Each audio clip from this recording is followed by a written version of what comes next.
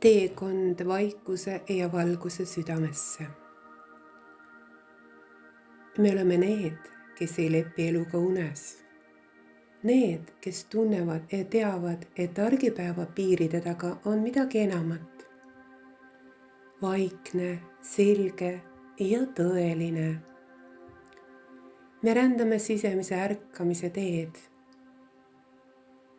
See pole lihtne tee, kuid see on kõige julgem, kõige õigem ja imelisem.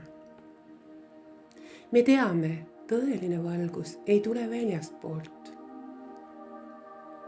See sünnib seest hetkel, mil vaikus puudutab hinge, mil me loobume illusioonidest ja julgeme vaadata ausalt enda sisemusse.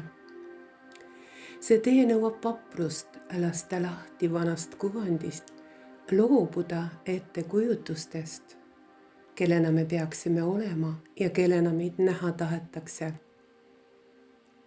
Nii jõuab samm-sammult lähemale sellele, kes me tegelikult oleme.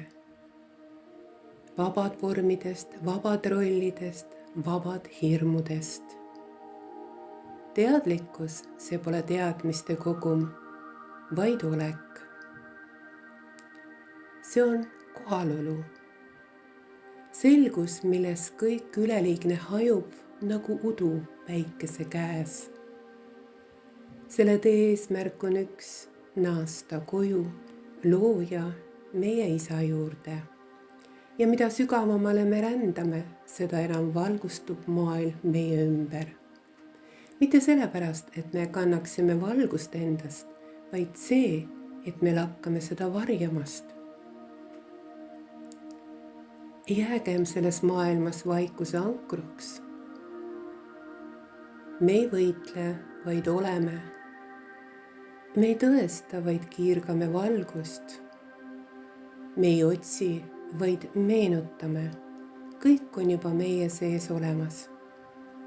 Me teame, et me pole kunagi üksi. Kõiki meid seob nähtamatu niit.